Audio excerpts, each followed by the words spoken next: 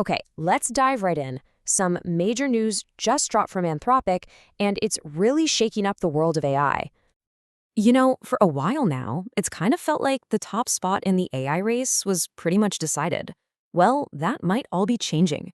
A brand new model was just released, and it's setting a powerful new benchmark for what's possible, seriously challenging the old guard. Anthropic has just launched Claude Opus 4.6, and based on what we're seeing, this is not just another update.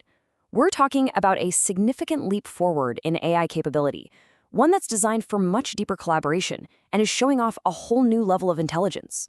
So what exactly is this new model and what makes it so special? Let's break down the key improvements that really set it apart. Opus 4.6 is, simply put, smarter across the board. It's got a huge upgrade in its coding and debugging skills, but it's not just for developers. It plans out complex tasks more carefully, and get this, it has a massive 1 million token memory. That's like giving it a photographic memory for an entire novel. And for everyday work like financial analysis and research, it's more effective than ever. All right, talk is cheap, right? Let's get to the performance data and see how this thing really builds a case for being the new industry leader. And spoiler alert, the numbers here are pretty staggering. When it comes to real-world, economically valuable tasks, we're talking finance and legal work, this benchmark shows that Opus 4.6 is now the new state of the art. I mean, you can see it right there, clearly ahead of everybody else. But what's really interesting is the size of that gap. Opus 4.6 is outperforming the industry's next best model by a whopping 144 ELO points. In a race this competitive, that is a huge margin. So you're probably wondering, what does a 144-point gap actually mean? Well, it means that if you put these two models head-to-head on the same knowledge task, Opus 4.6 is going to win about 70% of the time. This isn't just a small lead. We're talking about a decisive performance advantage. And its dominance holds up across other complex tests. Whether it's agentic coding, where the AI acts like an independent agent to get a job done, or difficult online research, or even multidisciplinary reasoning, Opus 4.6 is now leading the pack, and often by a really wide margin. But hey, performance isn't just about test scores. It's about how the AI feels to work with and what it can actually do on those long, messy projects. And this is where one of its biggest upgrades really comes into play. You've probably experienced this. One of the biggest complaints about AI models is a problem called context rot. It's that super frustrating moment when you're deep into a project and the AI starts forgetting crucial details you told it an hour ago. Well, with that massive context window we talked about, Opus 4.6 shows a dramatic improvement in its ability to recall information. This chart here is basically testing its ability to find a needle in a haystack, and the results? Well, they're like night and day compared to previous models. And let's put a fine point on that. On this long context test, Opus 4.6 scores a 76%, while a really strong predecessor, Sonnet 4.5, scores just 18.5%.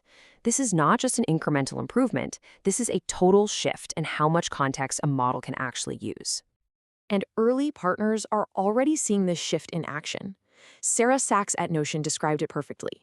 She said it feels less like you're using a tool and more like you're working with a true, capable collaborator that actually remembers what you're working on. And for developers, this is a total game changer. GitHub's chief product officer notes that this opens the door to tackling much larger, more complex coding projects. This isn't just about building bigger things. It could potentially speed up development and change the very nature of how coders work. So this all sounds great, but how can you actually get your hands on these new capabilities? Well, Anthropic is rolling out a whole suite of new tools for both developers and for everyday professionals. For developers who are building on the API, there are some powerful new controls. Adaptive thinking lets the model decide for itself when to use its full brainpower for tough problems. Effort controls give you the power to balance performance and cost. And context compaction is a clever way to manage those long, complex tasks without losing the plot. And for the rest of us, this power is coming directly into the tools you use every day.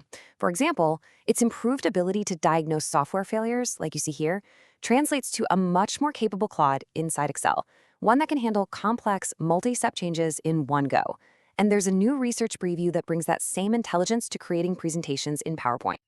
And in a fascinating new development for coders, you can now assemble teams of AI agents to work together on a single project, dividing up tasks like reviewing your code base. This could fundamentally change collaborative coding, making huge projects way more manageable and efficient. Now, with all this new power, there's an obvious and very important question. Is it safe? Anthropic has built its reputation on safety, so let's see how this new model holds up. The data here is very clear. These impressive intelligence gains do not come at the cost of safety. This chart shows the overall score for misaligned behavior for all the recent Claude models. In fact, Opus 4.6 has the lowest rate of misaligned behavior of any recent Claude model. It's just as well aligned as its predecessor, which was already a leader in safety, and it's even less likely to refuse to answer perfectly harmless questions. And the team is also proactively building new safeguards.